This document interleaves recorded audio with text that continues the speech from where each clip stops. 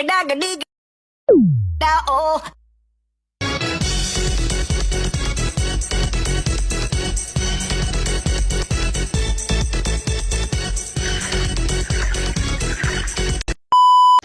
Assalamualaikum warahmatullahi wabarakatuh. Perkenalkan, saya Julia Wulandari.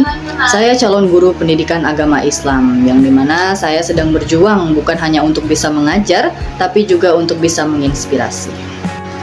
Saat ini saya masih berkuliah di salah satu universitas yang paling terkenal di Palembang, yaitu Universitas Islam Negeri Raden Fatah Palembang.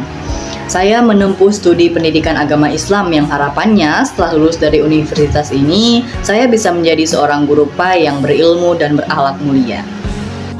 Bagi saya, menjadi guru PAI itu bukan sekedar profesi, tapi panggilan hati.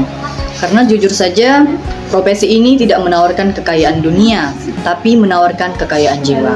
Karena pada dasarnya gaji guru itu tidak sebesar gaji DPR. Tapi itu semua tidak penting. Menjadi guru itu haruslah dilaksanakan dengan sepenuh hati. Jangan jadikan profesi guru sebagai ladang pencari cuan, agar ilmu dan nilai yang kita sampaikan tertanam pada diri siswa, bukan hanya sekedar menjadi formalitas untuk menghalalkan gaji. Guru PAI bukan hanya penyampai ilmu, tapi juga penjaga nilai. Saya ingin berada di depan kelas bukan hanya untuk menjelaskan makna ayat, tapi membantu siswa menemukan makna kehidupan di balik ayat tersebut. Saya ingin menjadikan pembelajaran PAI terasa hangat, menyenangkan, dan dekat dengan kehidupan siswa. Bukan menghafal, tapi pengalaman spiritual yang nyata. Namun dalam pendidikan pasti selalu ada tantangan. Salah satu masalah yang sering saya temui di sekolah-sekolah, khususnya di MTSN 1 Oki, adalah kurangnya motivasi belajar siswa. Ada yang belajar karena takut dimarahi, ada juga yang duduk di kelas tapi pikirannya sedang liburan di luar angkasa. Kadang, saat guru menjelaskan materi dengan semangat, murid-muridnya malah mengantuk. Dan saat ditanya, anak-anak paham? Mereka pasti menjawab kompak, paham bu. Padahal yang mereka pahami hanya jam berapa bel istirahat dan bel pulang sekolah berbunyi. Tapi, sebagai calon guru PAI, saya percaya, kurangnya motivasi belajar siswa bukan berarti mereka malas. Seringkali, mereka hanya belum menemukan alasan yang tepat mengapa mereka harus belajar. Mungkin juga ini disebabkan oleh metode pembelajaran di MTSN 1 Oki yang cenderung monoton.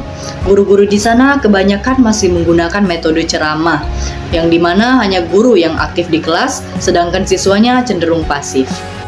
Oleh karena itu, saya sebagai calon guru PAI berharap setelah lulus dari UIN Raden Fatah Palembang ini, saya bisa mengajar di sana dan menumbuhkan semangat serta motivasi para peserta didik di sana. Saya ingin mereka bisa berpikir kalau datang ke sekolah dan belajar itu bukan hanya suatu kewajiban, tapi juga suatu keharusan untuk bisa membekali mereka di kehidupannya kelak.